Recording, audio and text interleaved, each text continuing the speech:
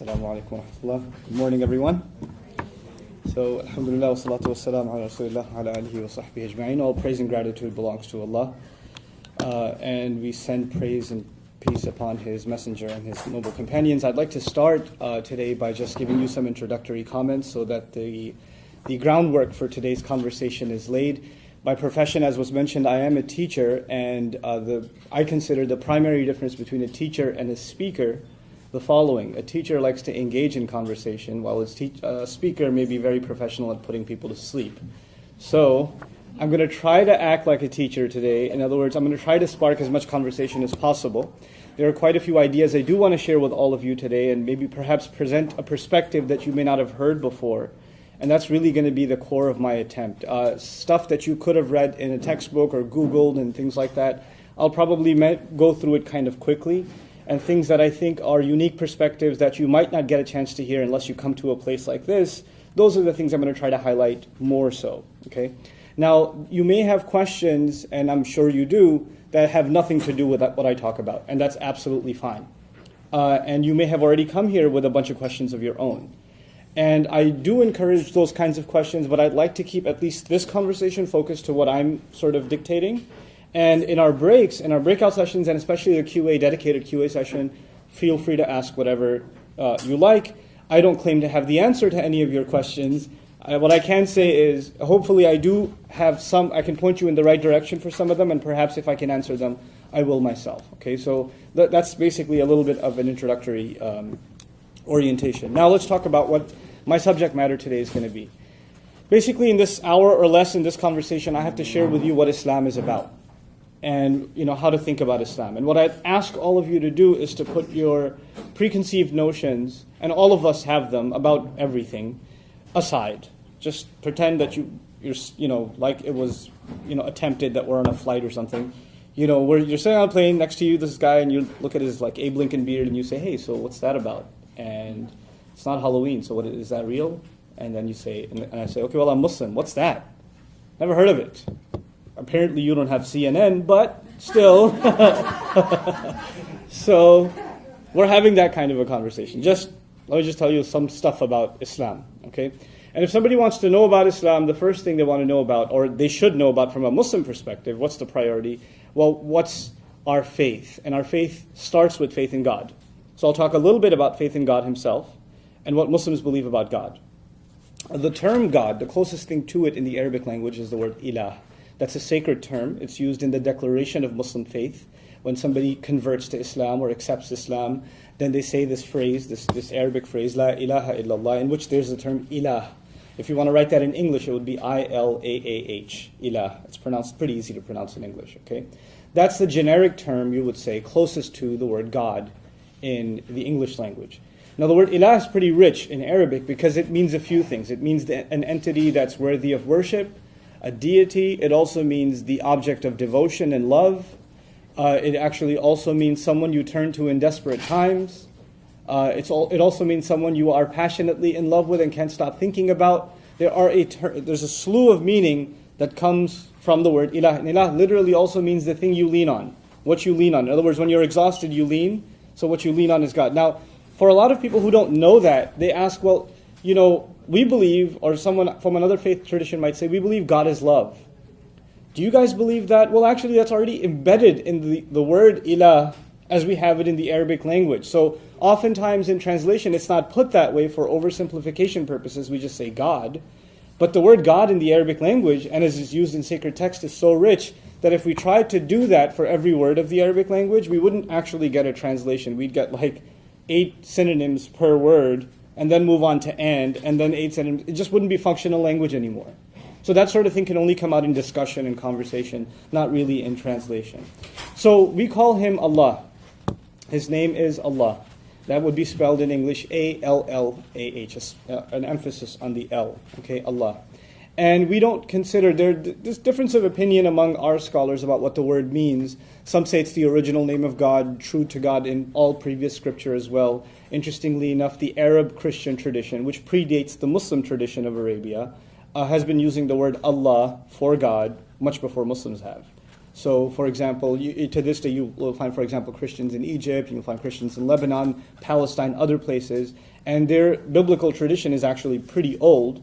As a matter of fact, our Prophet even met Christians in the city of Najran at one point, and had interchange with them and discussions with them. And actually, they as well use the word Allah for God. So it's actually an ancient term for God across cultures. It's not even something limited to Islam. That's the first, or one of the things I wanted to highlight when we talk about the word Allah. Now, what do we believe about this Allah? First of all, we believe that He's one. He's unique. He can't be compared to anything. That there can't be any imagery or something that kind of limits the imagination to what He might look like or what He might be like. We also believe that He has perfect attributes. In other words, if He hears, His hearing is perfect. It's limitless. It's infinite, and it has no beginning and no end. His vision is the same. His wisdom is the same. His knowledge is the same. His power is the same. His mercy is the same. His love is the same.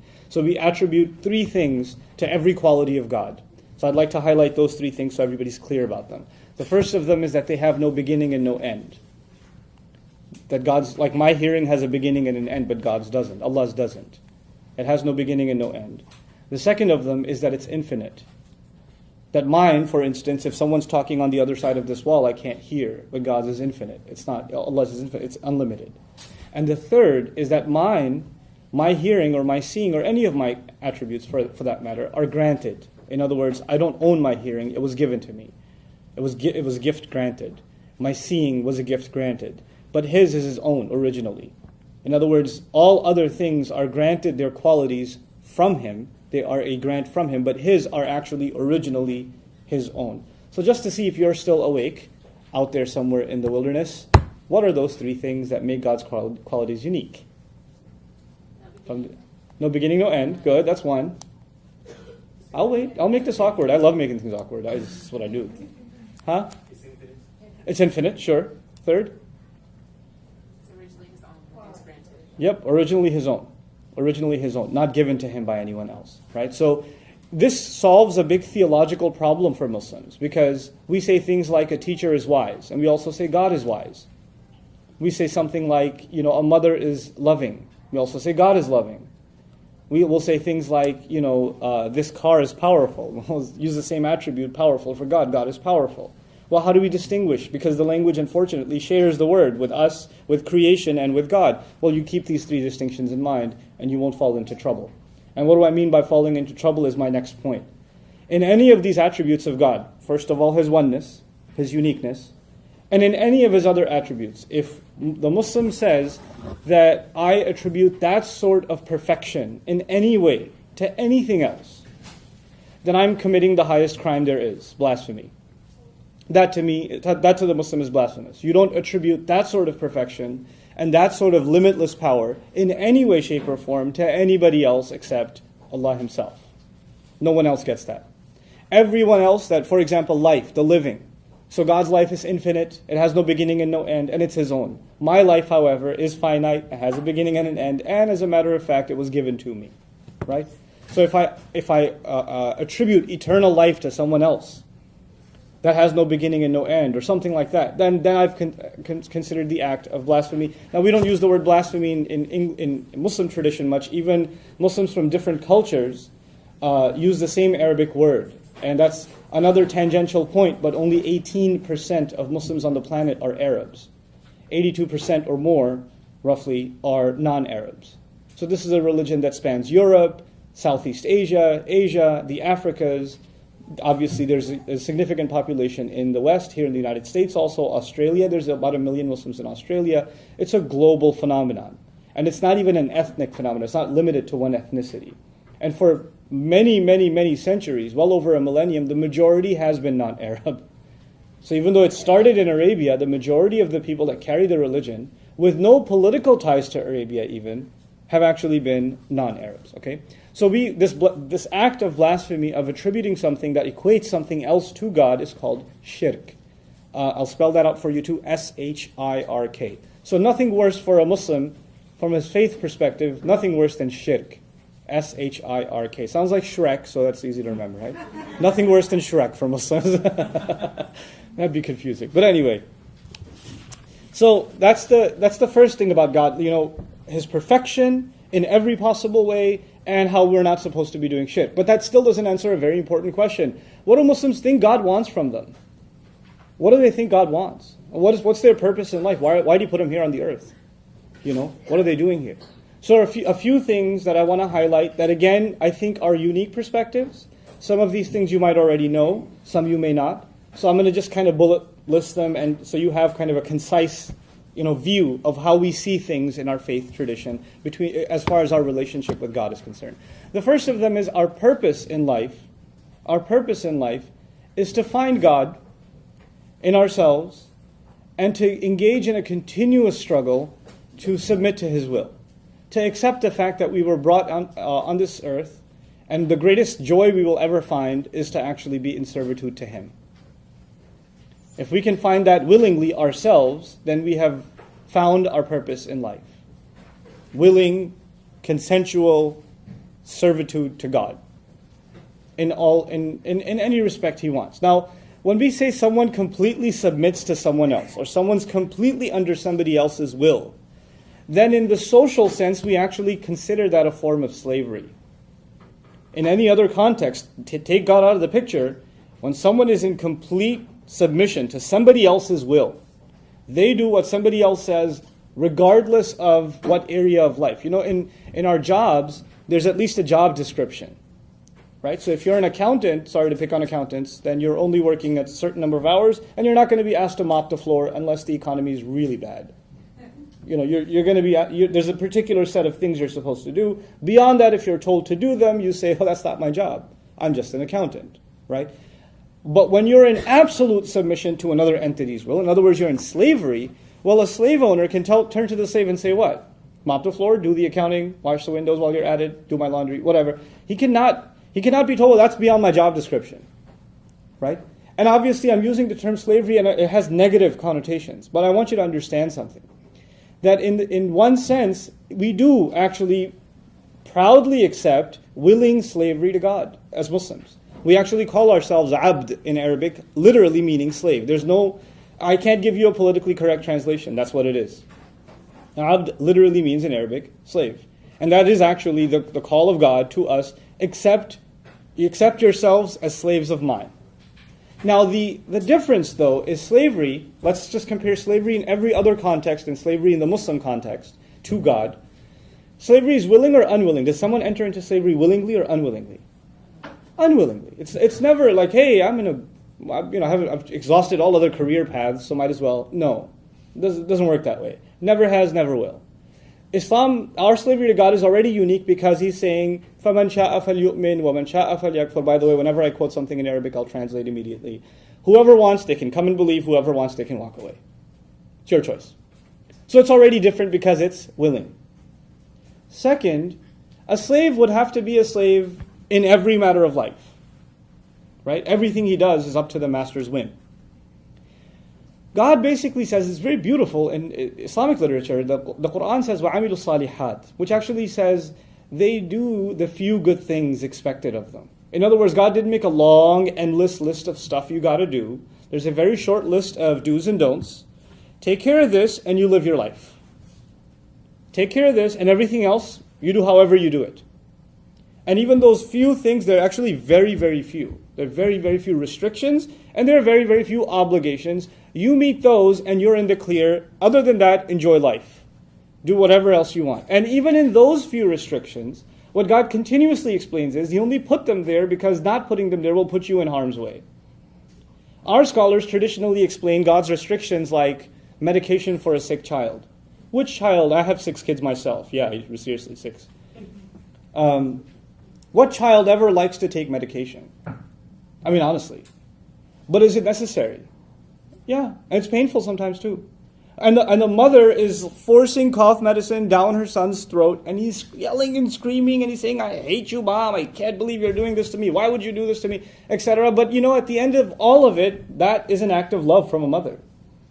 It's a painful act of love, but it's still an act of love, because she knows something the child doesn't. She understands something the child doesn't. And in some sense, some of the restrictions of Islam are explained in that way. In other words, عَسَىٰ أَن تَكْرَهُوا شَيْئًا وَهُوَ خَيْرٌ لَكُمْ وَعَسَىٰ أَن تُحِبُّوا شَيْئًا وَهُوَ شَرٌ لَكُمْ. God says, maybe you hate something, but it's good for you. Maybe you really like something, but it's no good for you. Wallahu ya'lamu wa antum la ta'lamun. Allah knows and you don't. Just trust me. So it's not a long list of prohibitions, it's a short list, and outside of that, you're free to live your life. Now, so that's the first thing. The second thing about us and God is that He created two lives for us.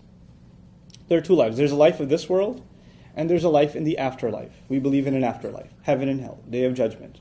All of our deeds will be presented before God, and people are going to be begging for God's forgiveness. And nobody's actually making it to heaven in Muslim creed unless through God's love and forgiveness. Our deeds alone aren't enough. That's unanimous Muslim creed. Nobody disagrees with this point. The Prophet was explicit in saying this. In other words, we can do all the good we want in the world, it's still not enough. It's going to have to be God's mercy and love at the end that saves us. It's always been this way. This is not a new idea I'm presenting to you. But regardless, there are two lives. One that we live here and one that we live there. What's important to note in Islamic tradition is that God expects us to beautify and build both homes. He expects us, now this is unique, you might not have heard this before. God actually expects us to build both homes. As a matter of fact, yesterday's Friday sermon that I had to do in Plano, I was explaining one single verse of the Quran in which the terminology uses وَاسْتَعْمَرَكُمْ فِيهَا. He wanted you to build on the earth. He wanted you to build. And isti'mar is used in Arabic when you build something that lasts a long time, and while you're building it, you don't end up destroying other things. In other words, you build what we would call in the modern sense sustainable societies, eco-friendly societies, societies in which the few that are building major corporations and cities are not doing so at the expense of others that are being economically manipulated, right? So the idea of building something that anybody can benefit from, right?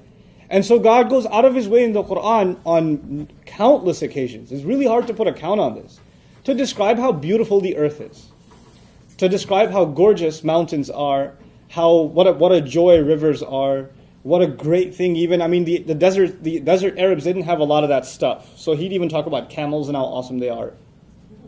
And the stars, because they really didn't have much else to look at, right? So at least the stars are pretty cool. So you talk about the stars. Even you can find beauty too. Even you can find beauty, And so you talk about these things to let us know that the life of this world, worldly existence, is not a curse. We're not damned here. We're blessed here. We're blessed here. Just stay away from these few restrictions, abide by these few regulations, and this world is beautiful. And your job is to make it beautiful and build it. And now, of course, when you build something, when you ask your child, I ask my child, hey, build me a castle. He says, buy me the Legos first. You can't build something until you have the ingredients, right? So he says, وَجَعَلَ فِيهَا أَقْوَاتَهَا in the Quran. He put in the earth all of its inherent powers. In other words, all you will need to make this world a beautiful place, for yourself and others, has been put in this earth. And human civilization has been here for quite a long time, and we've had resources enough for everybody. Now, it may not seem that way because of the varying economic situations of many countries, right? And economies, and the first world, second world, and third world, and all of that, right? But from the faith perspective, we believe actually there are enough resources for all human beings to live well on this earth and live in a healthy and a fair way. So that's our faith perspective on life in this world. You don't choose the next life for this life. You don't abandon the concern for the next life for this life either. You balance both of them. In other words, we live a spiritual existence while being involved, greatly in this world at the same time. So there's nothing materialistic for a Muslim in, for example, running a multi-million-dollar business. There's nothing wrong with that. However, there is something wrong if that's his goal. So that's the other subtle point. So you can engage in this world, but it can't be your goal. Your goal is higher. Your goal is to do something that benefits others. And your goal is, if you really want to build a home, your goal is to build your real home in heaven. And so all that you do here is only a means to get there. Okay, so do a good job and enjoy it while you're doing it here, but make sure you're building your next life. And what's the easiest way to build your next life? This is another important Islamic concept. It's the concept of what's called sadaqah jariyah, continuous charity. Now what does that mean, continuous charity? It actually means if I leave a good legacy behind, I'm only going to live so many years. I don't know how long I'm going to live. If I can do some acts of good that actually live longer than I do.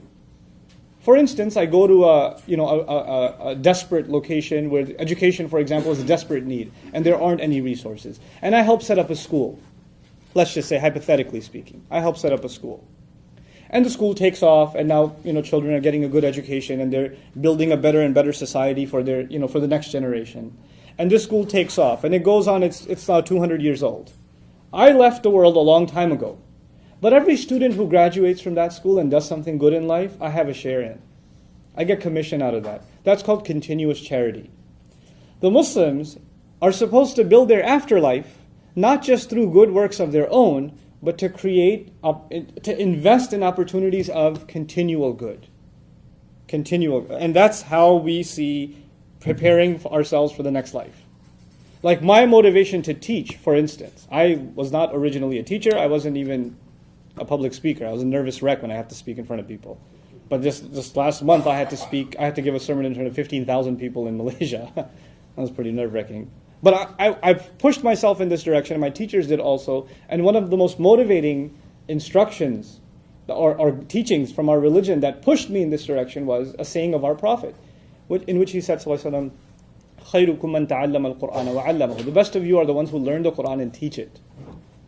The best people are the ones who learn this book of inspiration and give this inspiration to others so they can do awesome stuff. That's what I've been doing for the last, 12, 15 years. I lost count. That's what I've been doing.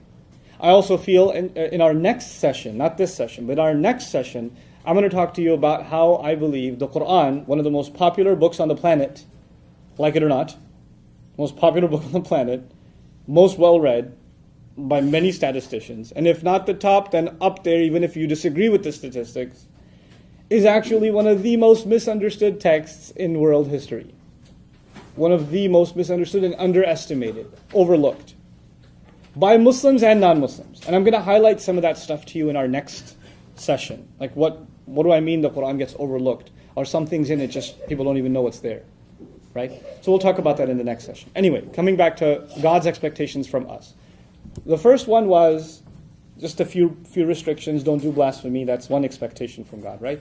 The second one is build a good home here so you can build a good home there. And how do you build a good home here? By making sure you do things that benefit not just yourself but others. This is a fundamental concept in Islam.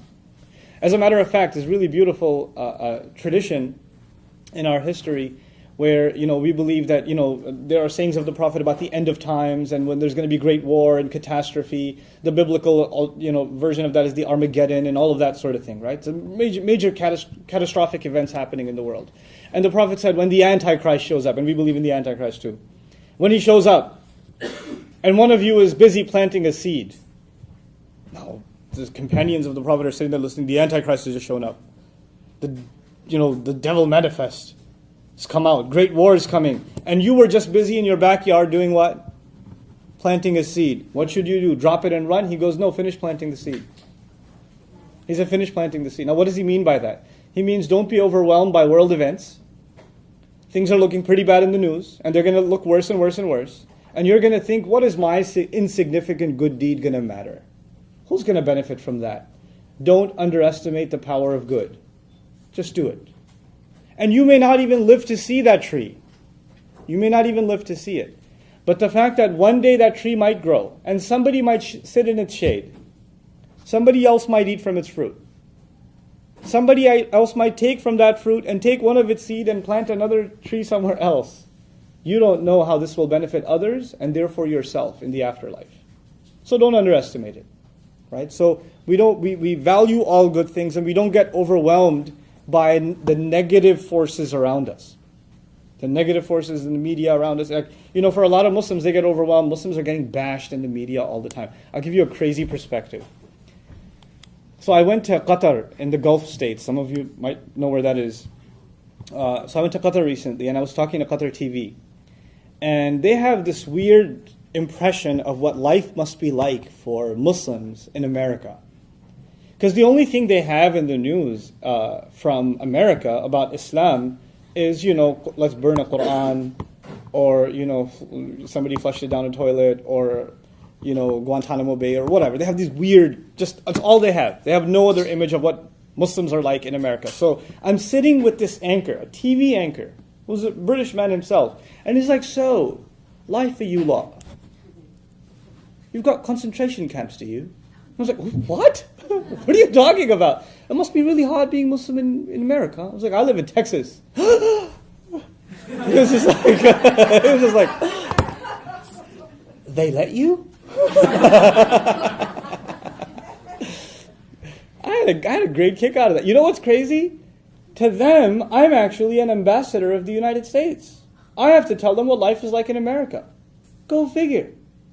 I have to tell them, no, it's great here. What are you kidding me? We have some of the best mosques and some of the most flourishing Islamic communities and youth groups and educational programs and good relations with churches in our neighborhood. And we got a lot of good stuff going on. But don't they hate you? It's like, some people might, but they don't really show up much. You know, people are curious. People want to know. People would like to hear. And I respect those of you that came here. I don't think it's easy. If I only knew about Islam from listening to the radio, if I only knew about, oh my God, if I knew there was a mosque in my neighborhood, I'd move. That's terrifying. So the fact that you're here to me is an act of bravery, honestly. But at the same time, I think there needs to be more acts of bravery. Oh, it's okay, baby. Okay, it happens. I'll wait, it's too distracting. It's okay. So what I was going to say, you know, I stop and give kind of moms their due because my kids do that all the time in the middle of my speeches. So it's all good. What was I talking about though? God, I forgot. Bravery. Bravery. You know, I learned something, and I recently started traveling, like internationally. I've been traveling across the U.S. for a long time. But one of the things that I've learned, and it's been a real life lesson, and it sounds cliche, but it's a true life lesson. It's so easy to dehumanize people and to simplify what they are all about without ever talking to them. It's so easy. For God's sake, you could just say, oh, all of them are like, and you can fill in the blanks yourself. They all must be like, and fill in the blanks yourself. Because you and I haven't actually made, in my opinion, enough of an effort to actually make connections, to make real connections, to talk, and to talk in a civil way. You know what? A lot of times what you see on talk radio, or what you listen, or hear on talk radio, or see on TV, that's not how normal people talk. That kind of overly aggressive, I'm going to shove this in your face, I'm going to put you down, I'm going to show people how evil you are. That's not how normal people engage in conversation. So a lot of times we hear so much of that, we figure the only time we're going to talk to the other is we're going to talk in that way. Right? That's not healthy. It's not normal. You know? We want to be able to have normal conversations.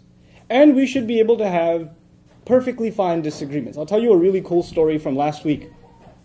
A person I don't know came to me from McKinney. You guys know where McKinney is? It's almost Mexico. No, I'm kidding. But he came from McKinney. Drove all the way from McKinney to my office in Irving. Wanted to see me. He says, I've seen your YouTube videos. I wanted to talk to you. Sat me down. We're sitting down talking. He goes, well, you know, I became Muslim about 10 years ago. And that's around the same time that my wife, who was Muslim, converted to Christianity. We hadn't met each other yet. So they met each other in college. And they got married. And around like 5 months after, he became a Muslim from Christianity, and she became a Christian from Islam. And they got married. Okay? And they have, 3 kids, and they're living together, and he's very devout in his Islam, and she's very devout in her Christianity. I mean, her dad went on to become a pastor, and her brother's becoming one too, and they're very devout in their Christianity. And they talk about their faith all the time, but they never fight. They talk about their faith all the time, and their disagreements. But they never fight.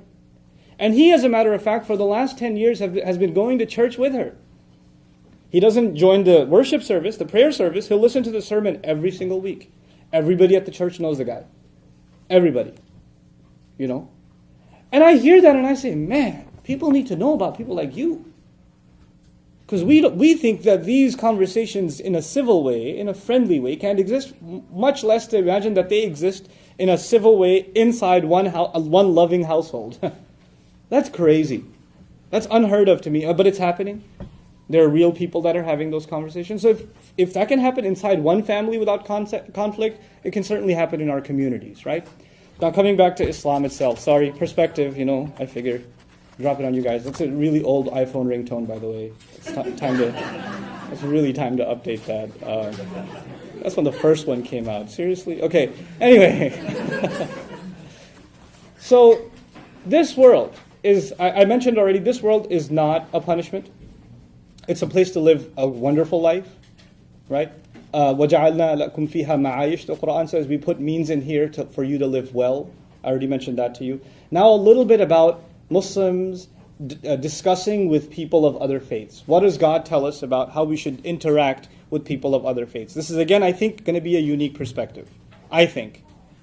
I don't think, I didn't hear it enough. Not from others. So I have to share this with you.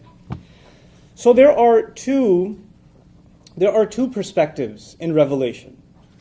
When I read Revelation, I am a servant of God trying to understand His Word.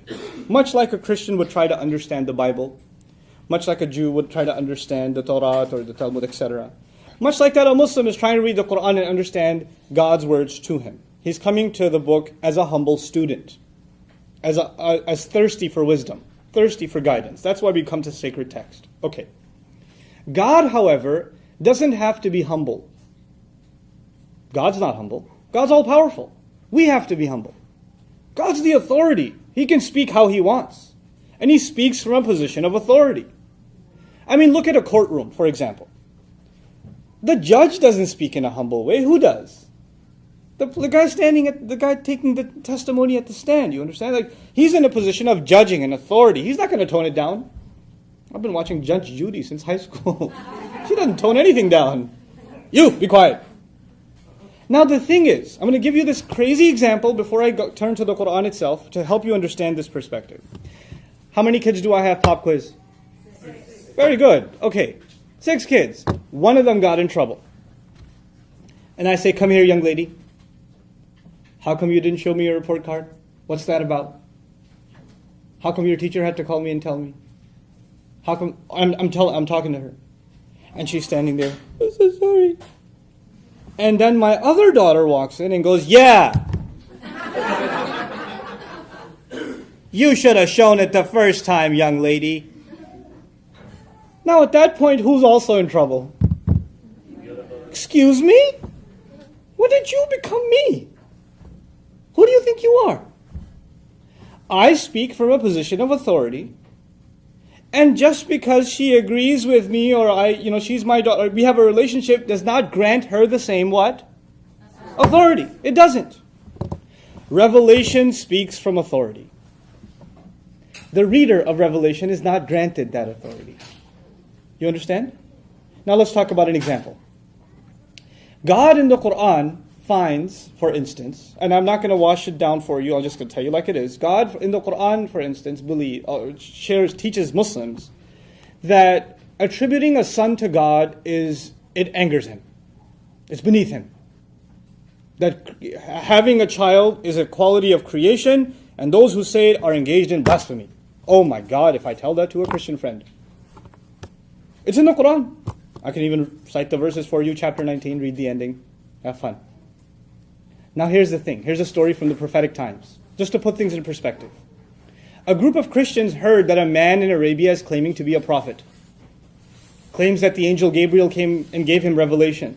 And it confirms previous scripture that was given to Moses and Jesus. And talks about all previous prophets that of notice. And especially Arab prophets that aren't even mentioned in the Bible. And says that it's a confirmation of all previous scripture, and he's claiming that this revelation, for all those who have previous scripture, will find confirmation of their truth in it. So they say, let's check it out. So a group of learned Christians from a place called Najran in Arabia traveled to Medina, where the Prophet was, to meet with him and say, what are you talking about? We're Christians. We believe in revelation. What is this thing you call revelation? Let us see. Now, they didn't have hotels back then. Those are some really squeaky chairs. Hold on, let the squeaks end and then I'll talk. Because this is a fun story, I don't want you to be distracted. Okay. So these Christians came and they want to engage the Prophet and his claims in dialogue. They didn't have hotels back then. Guess where they stayed for the few weeks that they were in Medina? In the mosque. They were kept in the mosque. They were guests of the mosque. And they were to pray Because these are obviously people of religion, people of faith. So on a daily basis, they are going to engage in their Christian acts of worship. Guess where they prayed? In the mosque. By the Prophet's dictate. And guess who they prayed to? Jesus. Openly. Out loud. The companions of the Prophet hearing Jesus being prayed to where? Inside the mosque. Inside the mosque. And the revelation itself says that when anyone says, Ar-Rahman, the most loving, merciful, took a son, the heavens shake. That's how offensive God describes it in the Quran. But that's God's perspective. And the Prophet and the companions are just human beings. His wrath cannot turn into what?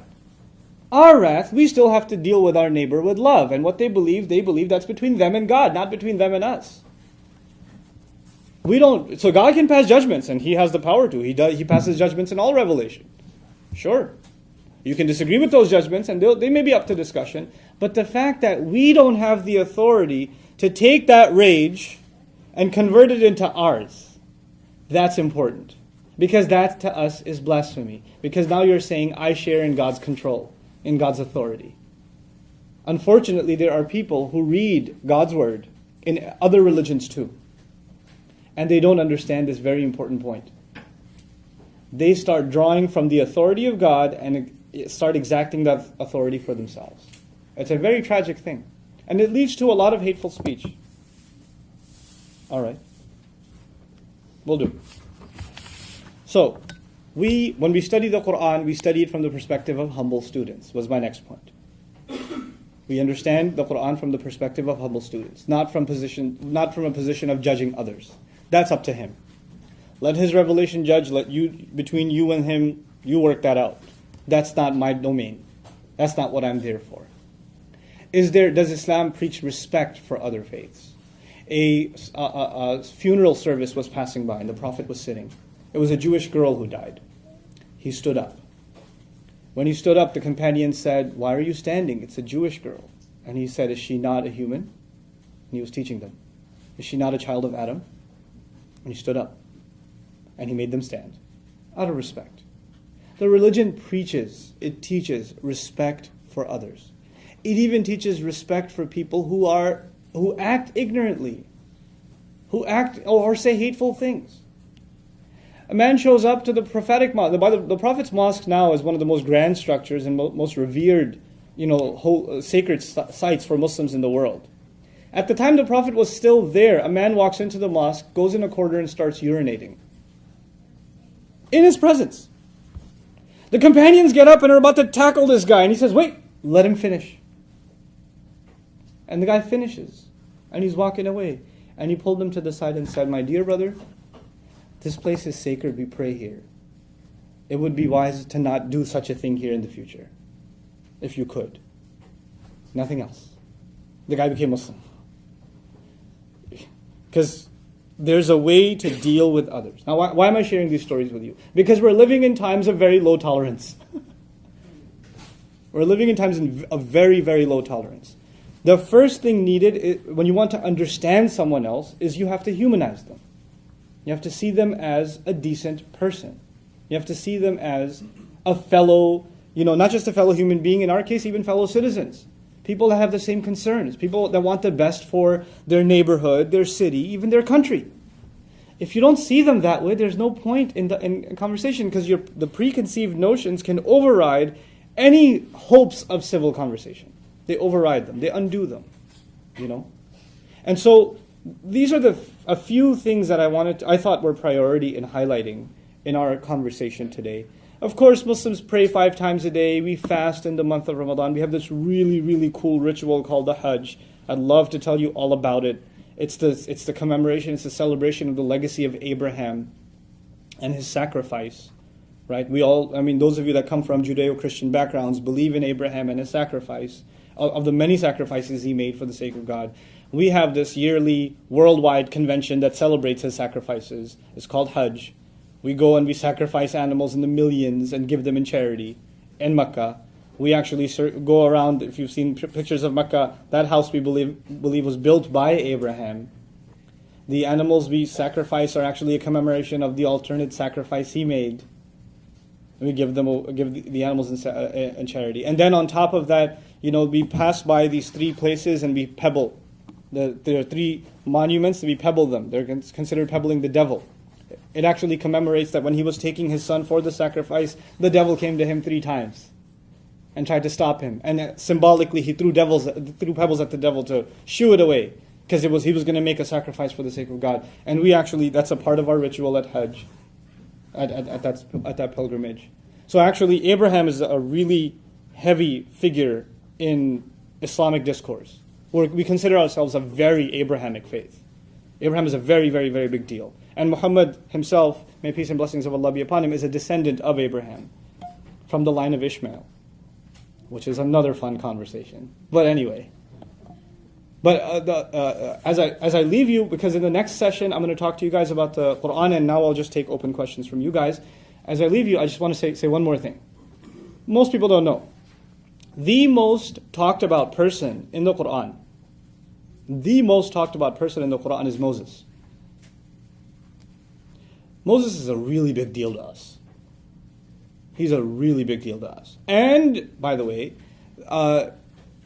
far more, and Muhammad, by the way, by name, is only mentioned 4 times in the whole book. Moses, there's over 70 passages about him. You know why I mentioned that? I mentioned that because a lot of people think Muslims are anti-Semitic. They hate Jews. Moses. We can't. The phrase sons of Israel, Israel, we believe is a prophet. His other name is Yaqub, Jacob. He's a revered figure. The word itself, Bani Israel, sons of Israel, is a respected term in the Quran.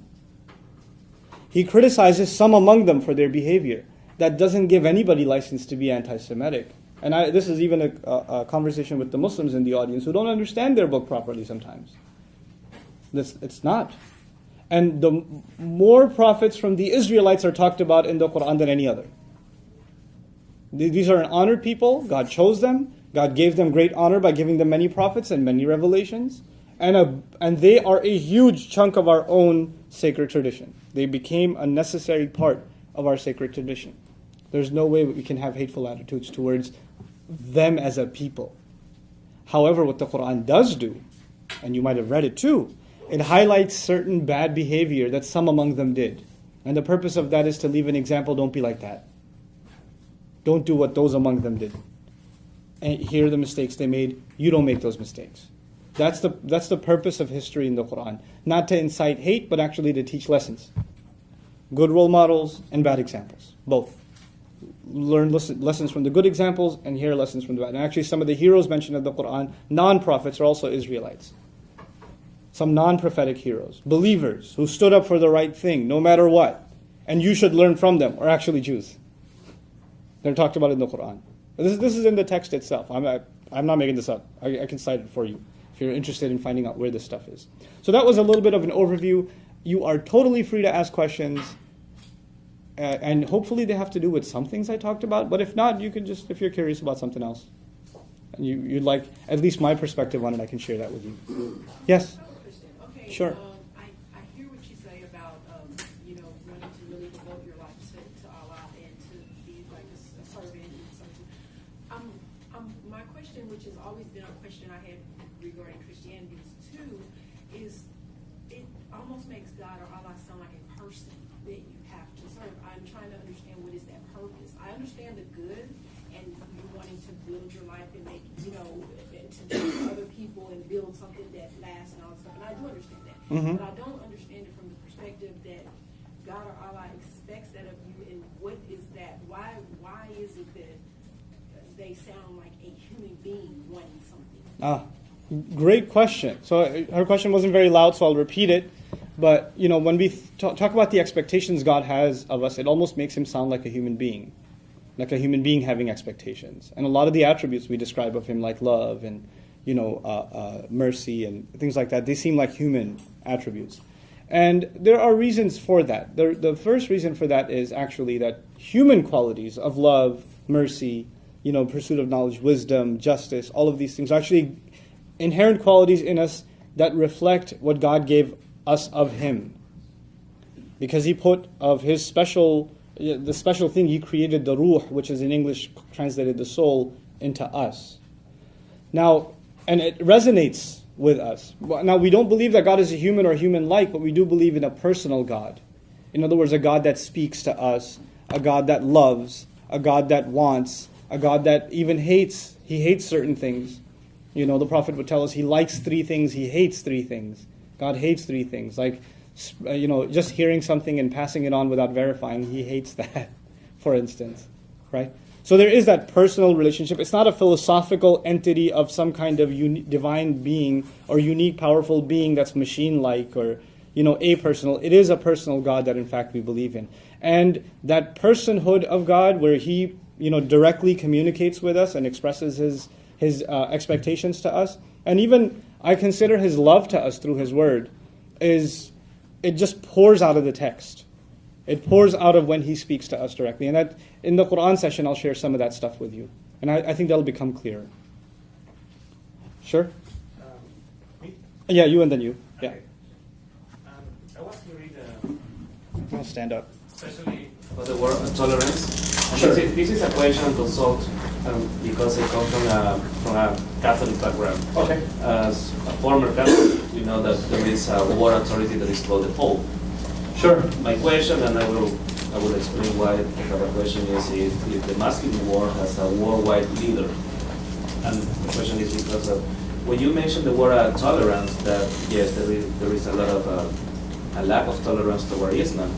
When I hear the news and when I read the news and I hear, in this case, Muslim people behaving a certain way in some countries in Africa, behaving in a certain way in sometimes in the Middle East, and acting intolerant with other people from the same country who have different faiths.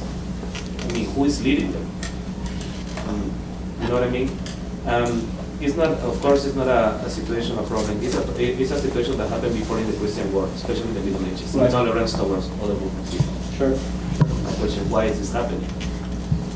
Well, I think the postmodern context is a very difficult context for, not just for religious groups, but for countries and nations. The world is recalibrated, right? And what religion meant 100 years ago is not what it means now.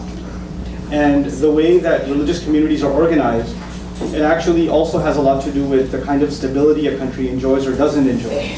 So for instance, you'll find at certain points there are massive riots in the Muslim world over some religious issue, right? And there are violence breaking out, cars being flipped over and burned, and all kinds of crazy stuff happening. And at the same time, you'll find some other countries, Muslim countries, where none of that's happening, and they're also very conservative, religious Muslim countries. And if you look at the differences between them, it's pretty interesting. It actually is directly correspondent to the number of educational institutions, infrastructure, transparency of government, et cetera, et cetera. So for example, when riots were happening in, over, you know, this YouTube video thing, if you remember maybe almost a year ago now, right? Riots were happening in Libya, in Pakistan, and Bangladesh, all over the world, right? Turkey was calm, and Malaysia was calm, Indonesia was okay, there's no big deal, nothing. Why? Because, and they're also very Islamic governments. They're very religious countries. But I think a lot of the chaotic situation actually has to do with a lack of education overall, not just religious, but lack of education, lack of economic opportunity, lack of infrastructure, you know, corrupt government institutions from the bottom up. So from the village, you have the village leader who sucks up all the money, and the farmers are starving. And then from there on, in the city governments and other, you know, it builds. And that kind of frustration, it's like people are ready to explode. You just need to give them a very small reason. And it goes on fire. And this is really, and it's continuously happening, right? It's continuously happening for this reason. Like the Arab Spring, there's a lot of talk about the Arab Spring, right? And what it means and how it's going on. Look, the undercurrents of the Arab Spring are not religious. The undercurrents of the Arab Spring are, you have dictatorial governments that have been economically suffocating their people for a long, long, long time. And things like freedom of speech, freedom of the press has been suffocated for a long, long time. There's only so much before it boils over. There's only so much. You know, in the Quran we learn, interestingly, that the Pharaoh, who enslaved who? You guys should know this. The Pharaoh enslaved who? The Hebrews. The Hebrews. The Pharaoh in the Quran actually is deep inside afraid of the Hebrews. And we're like, what? He's enslaved them, he's got them on lockdown, he can slaughter them when he wants. But he's afraid of an uprising. He's afraid of an uprising. The people you oppress the most are the people you're scared of the most, actually. Right? So that's on the political front, but that does make for some pretty interesting conversation. I'll take a written question, and then I'll take your question, sir. So there was a question. Is it true that you pray to both evil angel and God angels? So why would you pray to evil in your faith? Do you believe God is a schemer? No, we don't pray to angels, and we don't actually believe there are such a thing as evil angels also. And we certainly don't pray to angels. We believe angels are servants of God in some sense like we are. And they carry out God's commandments, so we don't pray to them. The only one we rely on and pray to is God himself. Do we believe God is a schemer? The Quran's response to that actually is وَمَكَرُوا وَمَكَرَ اللَّهُ وَاللَّهُ خَيْرُ الْمَاكِرِينَ. It's beautiful. He says people who scheme evil make their plots, and Allah makes a plot to undo all of their plots. So we learn in the Quran on multiple occasions that God does extensively and secretly plan against enemies. That's only when they have an elaborate plan. You know, and then at the end of it he says, "Wallahu khairul makirin," and God is the best of all planners. At one time, Jews, Christians, and Muslims lived in peace, harmony as readers from the book. When was this? What happened? Well, it wasn't that long ago. I mean, I have one of my teachers is Palestinian.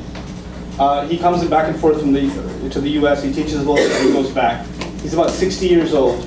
So he was living in Jerusalem pre-occupation.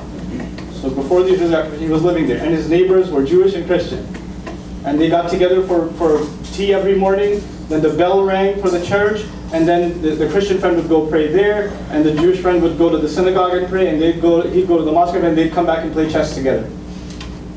And this was the life. I mean, can you imagine? This seems like some hypothetical, crazy fantasy world where Muslims, Jews, and Christians were hanging out with each other in the Arab world. Are you insane? Yeah, this was actually happening 60 years ago.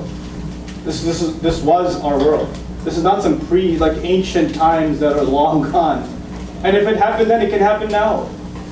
It can. It's just we think these things have become so difficult, and I honestly think it's a direct result of alienation. People don't actually talk to each other. People don't talk to each other. You'd be surprised how many barriers that breaks. Anyway, so yeah, what happened was stuff. How do Muslims or Islam view homosexuality? It's a good question. Why do you pray 5 times per day? Shouldn't people pray simultaneously? I'll address both of these, okay? So why do we pray 5 times a day? We actually pray at least 5 times a day, and we pray spontaneously all the time. That hopefully answers that question. So you got to meet a minimum requirement. Okay? You meet a minimum requirement, you show up, you know, and you report back to God after a few hours and say, hey, Lord, I did this. And you recite his revelation, stand in front of him, drop everything else, refuel like a car, then go back out there. Then engage the world, and a few hours later come back, talk to him again, drop everything else, refuel, go do it again. So that's 5 times a day. And we do, as a matter of fact, pray spontaneously all the time. All the time. And on top of the spontaneous prayers, we have even situational prayers. A prayer to enter the mosque, to leave the mosque. A prayer to go into the bathroom to seek refuge from filth. A prayer when you leave the bathroom, to thank God for leaving your body and what would have been harmful to it. Just, we utter words, special words for occasions, just to remind ourselves. They're prophetic prayers for beginning your food and finishing your food, putting clothes on, buying new clothes, entering into a store, walking out of a store, going to work, getting in your car, getting out of your car. They keep coming. So many questions. Okay. So what was the other thing? Homosexuality. Islam believes, or Islam gave us the right, Muslims the right, to judge behavior, but not people. Who gets to judge people? Allah does. That's it. Done deal. He says, our revelation believes homosexuality, the act itself, the final act itself is wrong. The tendency itself, the Quran is silent on.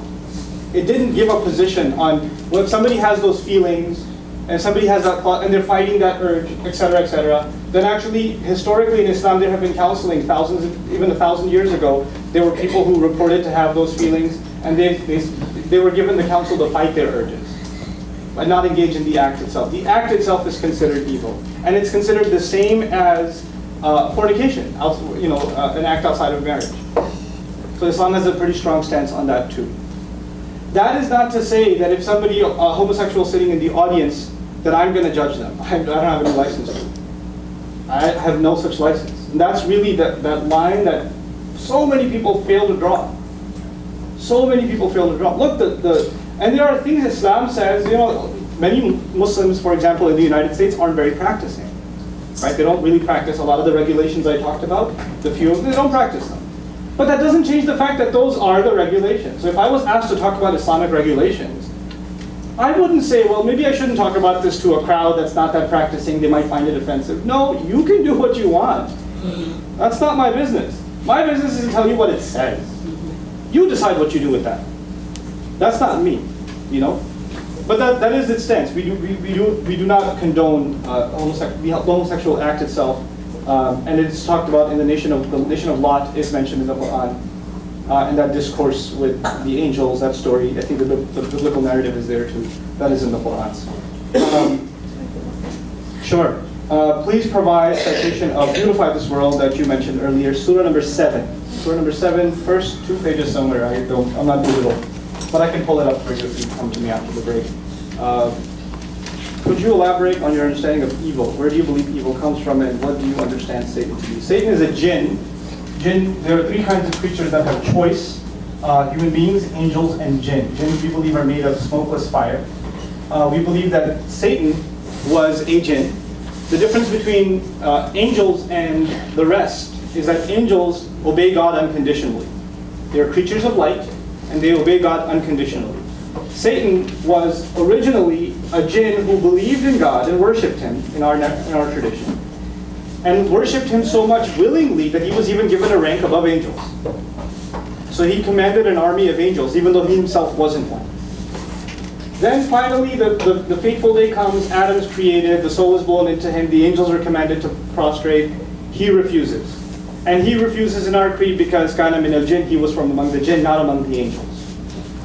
And so he made the choice to disobey. Now he then, from then on, commands an army of 2, an army of jinns. Not all. Some jinns are Muslims. Some jinns accept the faith, because they are creatures of choice also. And an army of people who don't even know he's controlling them. So he's got 2 that work with him, that are both talked about in the Quran. We believe that about evil, it's not something that's talked about in the Quran as a separate entity. But we do say, وَالشَّرُّ لَيْسَ إِلَيْكَ. We don't attribute evil to God ever. In the next session, I'll talk to you about how the Quran talks about evil, and I think it will highlight our stance on evil a lot better. I talked about the beautiful in this world. That's good. Is your God, Allah, considered a loving God? You can answer that for me? Can you answer that for me? Yeah. Why? Where do you get that from? Because from the word I gave you in your notes that one of you wrote down. What was that word? Ilah.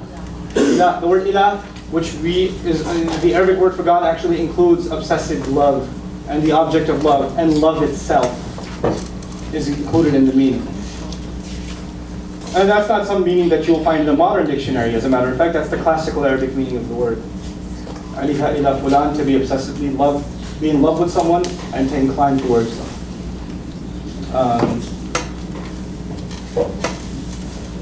Is your God considered a loving God or a mean, angry God, as in he punishes people for their sins?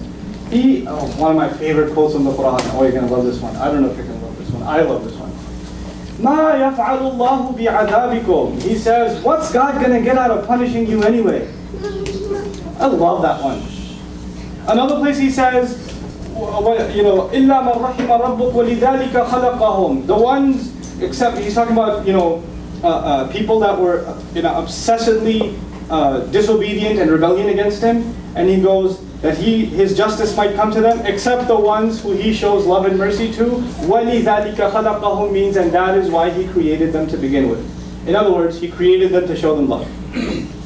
The purpose of human beings, one of their purposes, on the one hand, turn to me in slavery, on the other, so I can show you love and mercy.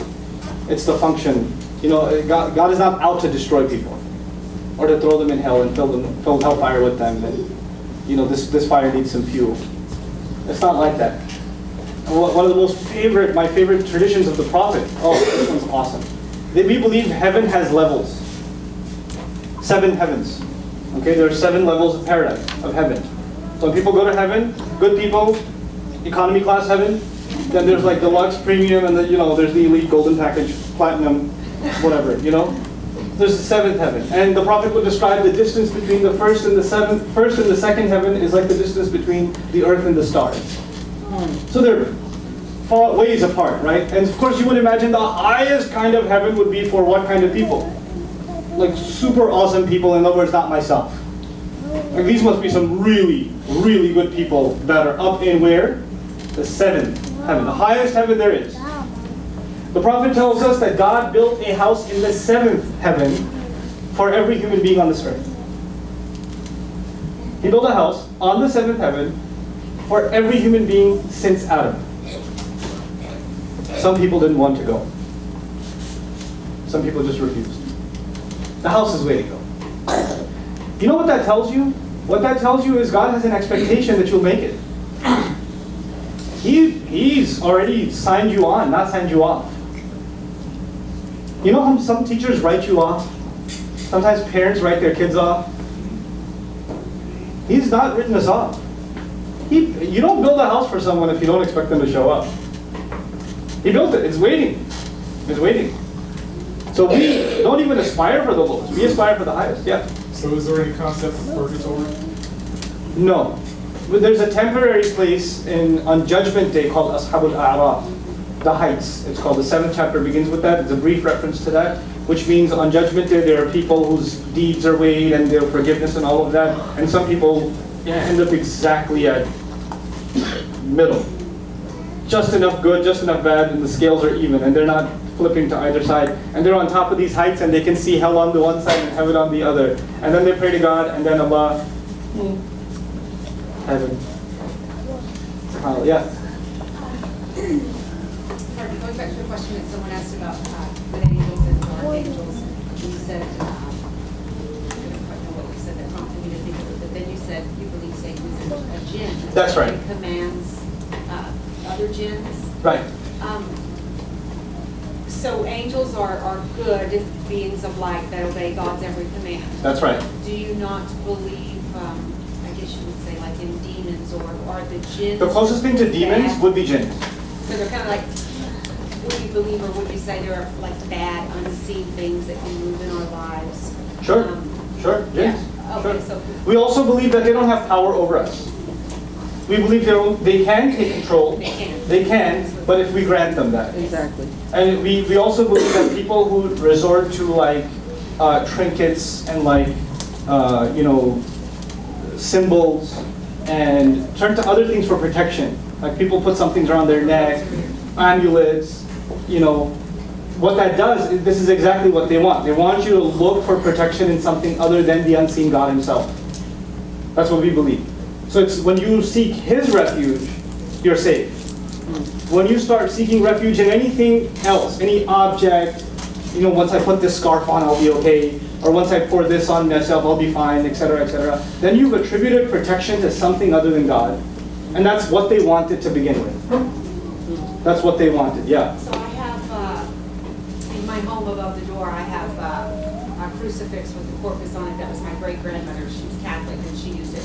I don't pray to that when I pray, but I mean, I'm not attributing any power to that. It's just a reminder to me. So that goes back to the intention, doesn't it? When something's a reminder, it's just a reminder. When something's there and you look at it and you say, thank God it's there, it's protecting the house, then it's a problem. So it's a matter of, two people could be doing the same exact thing, but their intentions are what changes everything, right? So it's, and our faith, by the way, intentions are everything. إِنَّمَا الْأَعْمَالُ بِالنِّيَّاتِ, the Prophet said.